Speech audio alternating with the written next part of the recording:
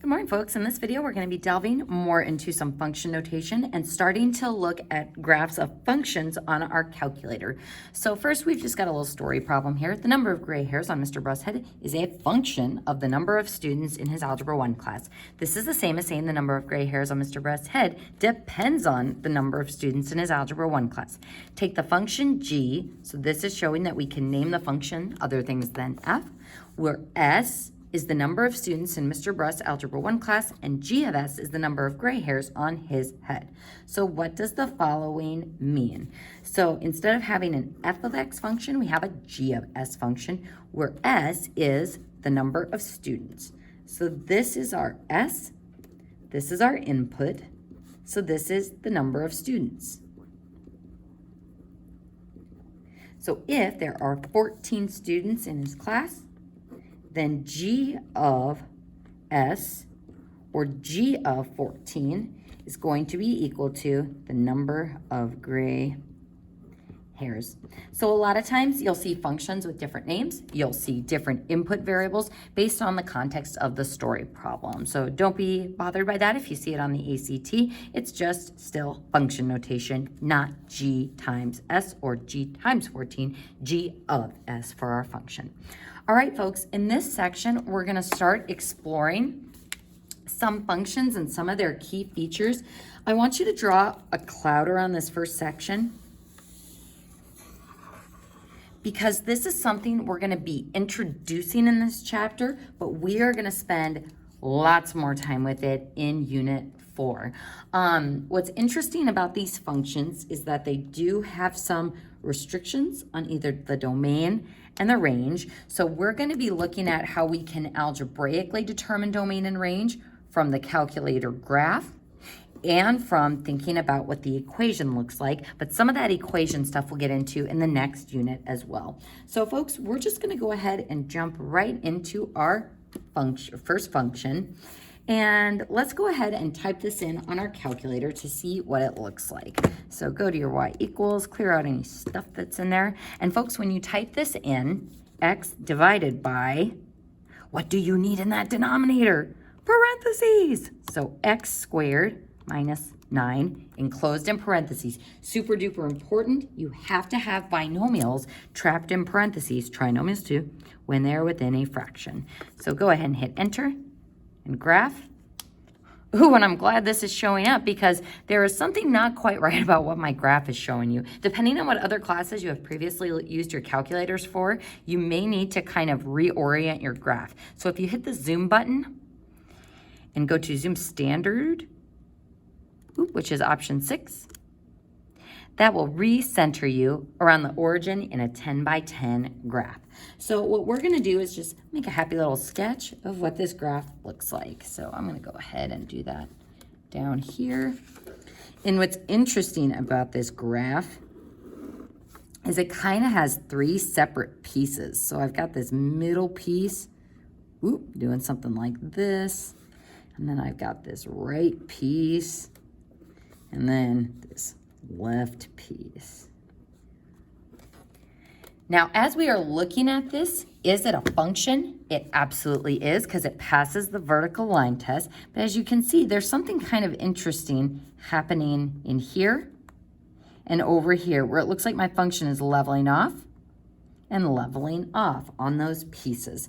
So let's look a little bit closer. And let me see if I can zoom in a little bit. There we go. So if I wanted to see those tick marks where it looks like my graph is leveling off and leveling off, it's happening at -3 and +3. So what is interesting that is happening at those values? We actually have a vertical asymptote at -3, and a vertical asymptote at +3. So I want you to go ahead and write up at the top that we've got something going on at 3 and -3. Folks, go ahead and see what happens if you plug -3 in. -3 divided by -3 squared is 9, minus 9 is 0. So we get something undefined at -3.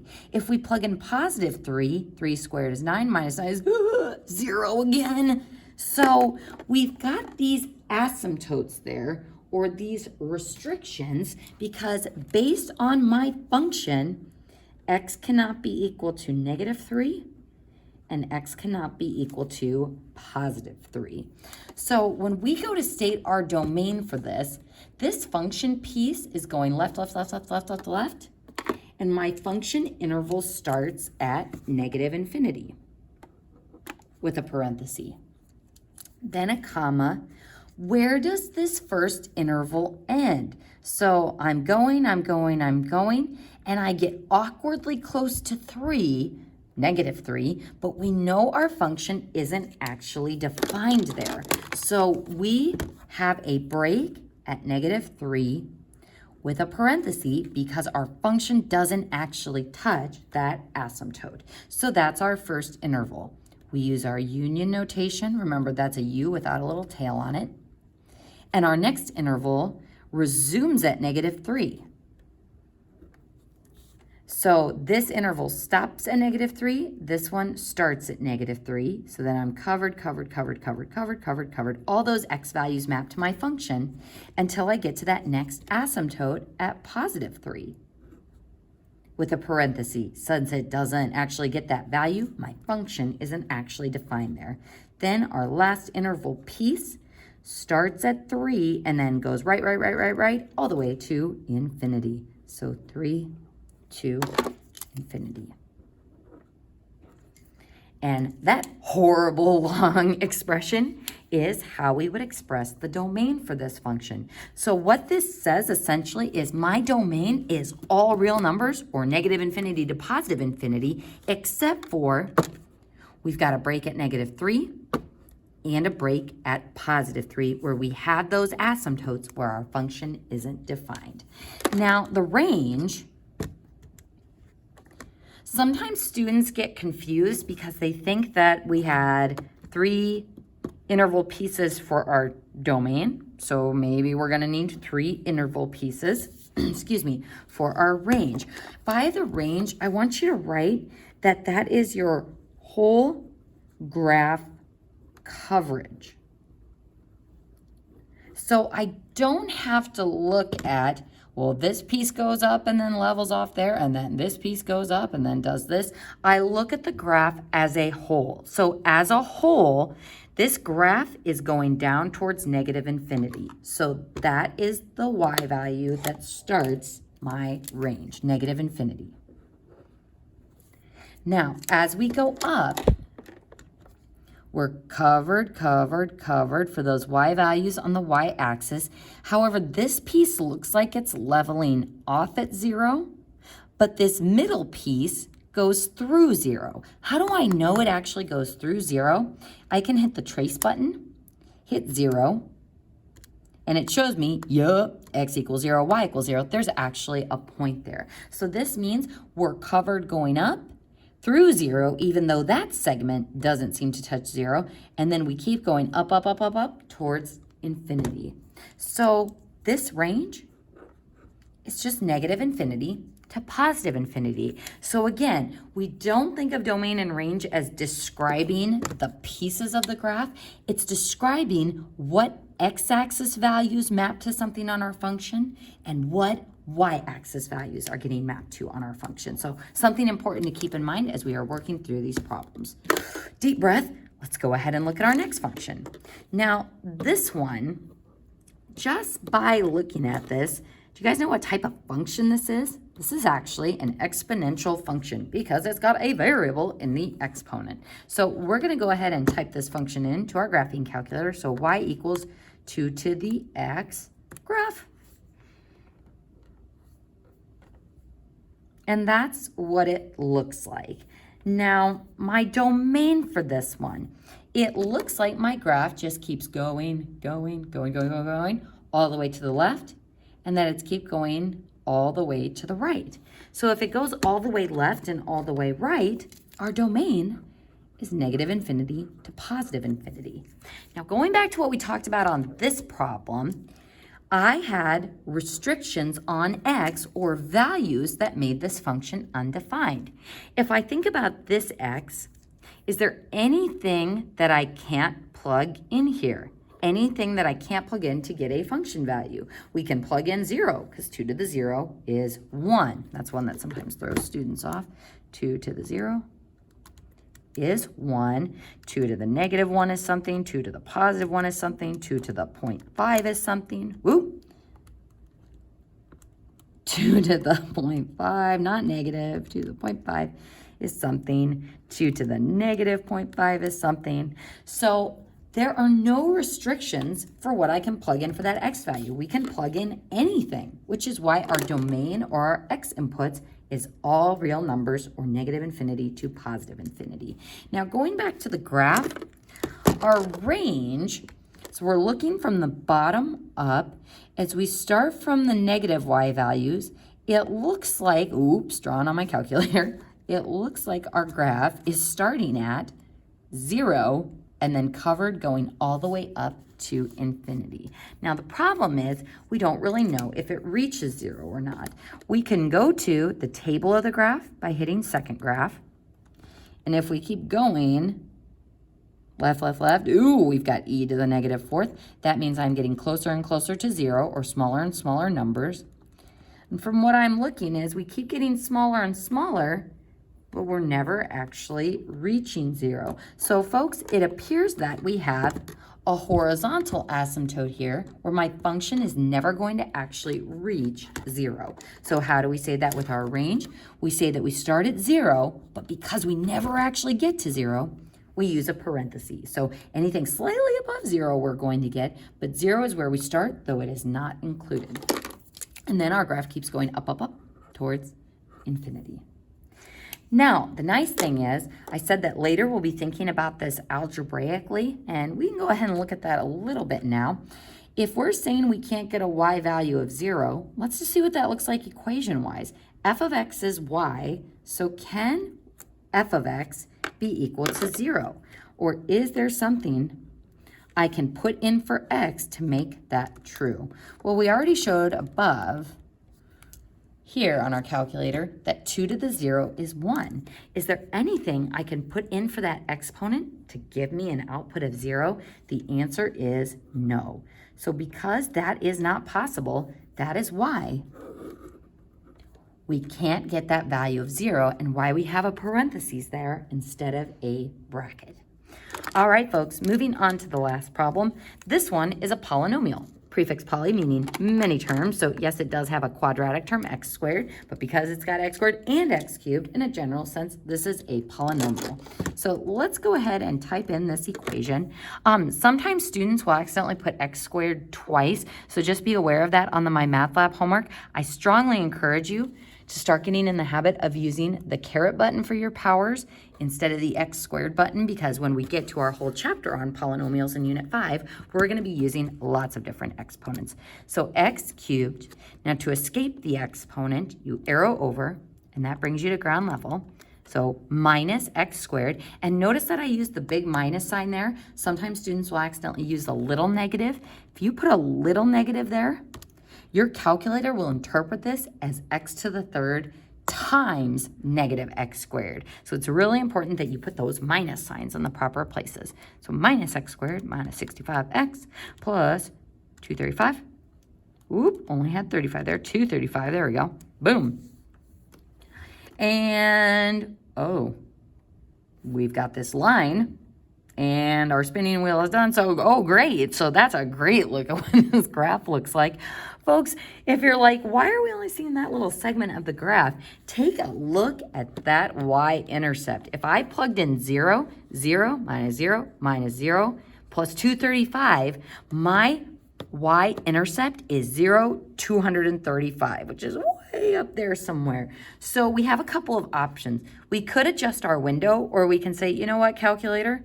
I'm going to let you zoom in on what you think is the best fit of this graph. So you can hit zoom, option 0, which is zoom fit. And, oh, there we go. Much better. That gives us a much better idea of what our graph looks like. So we've got this pretty little wavy thing. Now, our domain for this, if I look at my x-axis, it looks like this part of the graph is going to keep going left, and this part of the graph is going to keep going right, and I don't appear to have any breaks in my x values. Every single x value is getting mapped to something on my function. So my domain is all real numbers, or negative infinity to positive infinity. And again, folks, you got to get practice with that interval notation because that's what you'll be using on my math lab, and this is what we'll be using the rest of the year. Now, thinking about this algebraically and in terms of inputs, if I look at these x values, or my inputs, is there anything that I can't plug in for those x's? They are all at ground level, so we're good. I can plug in whatever I want. So just like I can plug whatever I want in for this x, but this x, because it was in the denominator, we've got that rule that we can't divide by 0. So a lot of times, it's the structure of the function itself that determines what our domain and our range will be. Now, what about our range? If you're like, well, does it start at that y value, the bottom part of that swoosh? If we look at the graph as a whole, this piece over here starts all the way down at negative infinity. We're covered going up, then we go back down, but then the graph continues to go up and up and up. So our domain is all real numbers too. So darn and rarn, domain all real numbers, range all real numbers, negative infinity to positive infinity. And I'll just put a little note by this problem that we used zoom fit. And just in case we do any graphing later, like on this problem, what I would do is go ahead and reorient your graph and hit zoom standard or zoom 6. Now, in the next section, we've got a happy little calculator trick for you. You can use your trace button to type in an x value and evaluate a function at a given set of inputs. Now, something about the trace key, this only works if your calc can see the point in the window. So it only works if your calculator can see the point. So let's say we've got this function, hello function, and we want to plug in to negative 3.4 and 107. Now we could go to our home screen and say second mode to quit to our home screen. We can say 3 times 2 squared minus 0.2 times 2 plus 37. So we could do that to get our output. And then if you hit second enter, that will copy paste. And then you could go through and, ooh, because this isn't a nice number, I'd have to like press insert and do negative 3.4, delete that 2, insert, ooh, and then I got to put parentheses in because it's negative 3.4. So hopefully you're seeing that this is, whoop, this is kind of a lot of work.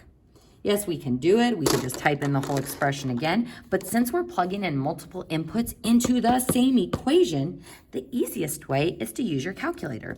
Go ahead and go to your y equals and type in that equation. So 3x squared minus 0.2x plus 37. Boop.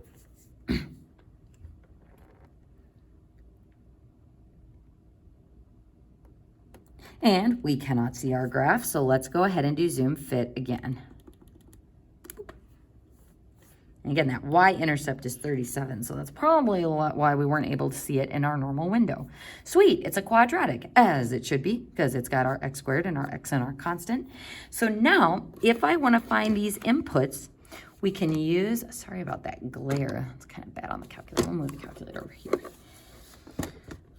There we go.